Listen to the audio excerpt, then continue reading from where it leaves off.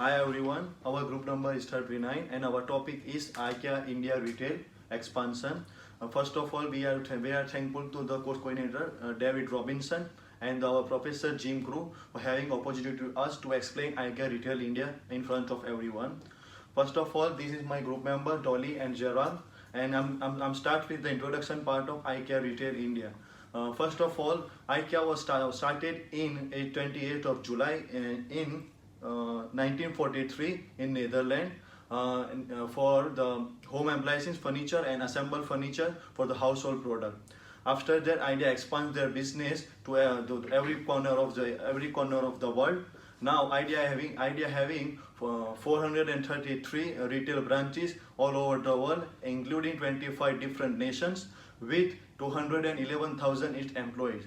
Now I'm going to explain the pastel analysis for the IKEA in India. What is the pastel? Pastel stands for, first P is for political, second E environmental, S for the social, T for technology, L for legal, and E for environment. The first of all is what is the political factor which affect IKEA India to start their business in India. First of all, IKEA have to start their business in India, but they need the permission from the bureaucrats Indian government. It takes five years to grant the permission to IKEA because the FDI policy, foreign direct investment policy, for the international company in India is very different. But in 2013, government changed some rules and regulation in FDI, so IKEA can start their business in the India. Second part is economical. The inflation rate in India is very fluctuated. So that IKEA facing a different problem regarding the financial problem as well. The third part is social.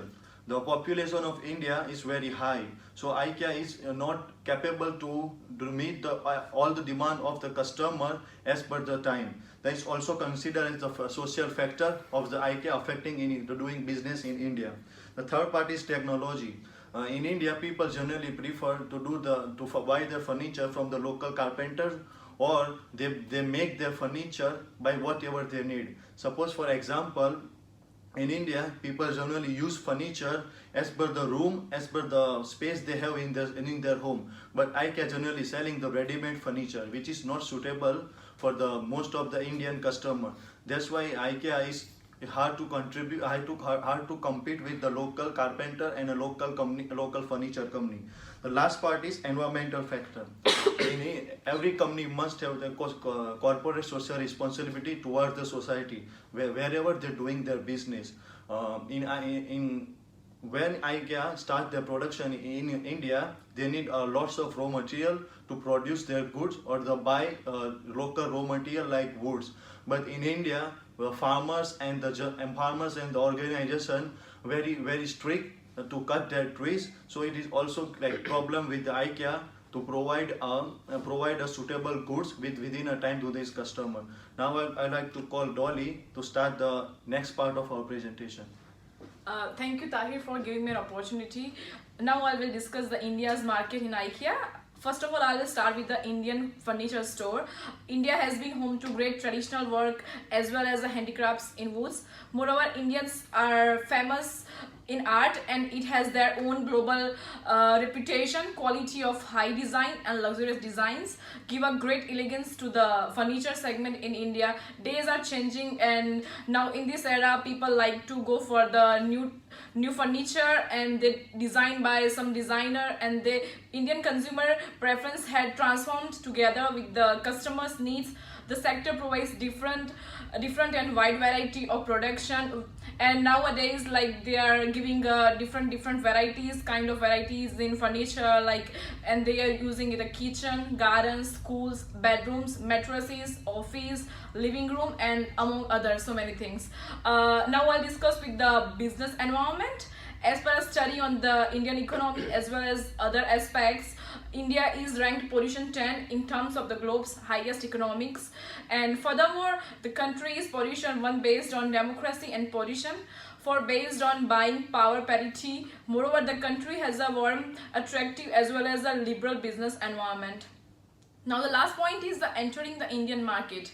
Apart from IKEA building its brand in India, the company will majoring focus on electric commerce to explore store formats to sell its products. Additionally, IKEA plans to follow some like three-step retail strategy when it starts to operate in India.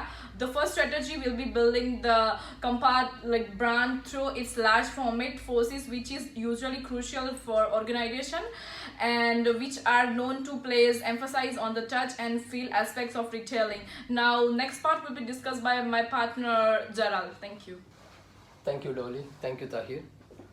So I'm gonna start telling about IKEA's international strategy and how it enters India.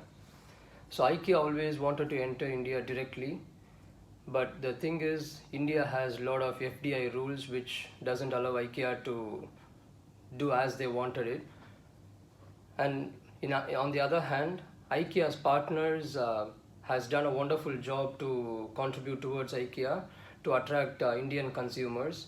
But there are some major challenges lying with IKEA to attract Indian consumers, especially to this furniture industry. The first thing is available of retail space. We are all known that IKEA is well known for huge retail outlets, but whereas in India, it's not possible because of the population that we have there and the limited space and everything. So the availability of retail space has always been a question mark in India. And the second one is poor location. Because of this retail outlets, the size of retail outlets, they always try to find a big space out of the cities. So this poor location always been a trouble with IKEA, where a lot of consumers felt very hard to travel to IKEA. And the third one is lack of transportation with consumers. This is one of the major hindrance with IKEA's establishment in India.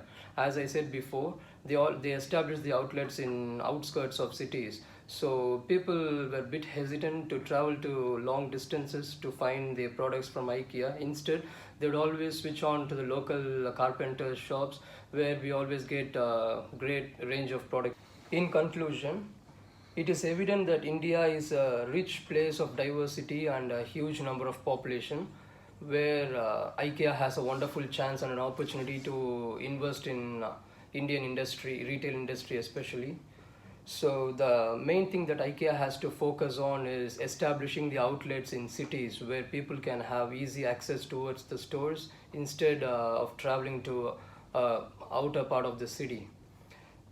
So this is all with IKEA's international strategy and expansion in India.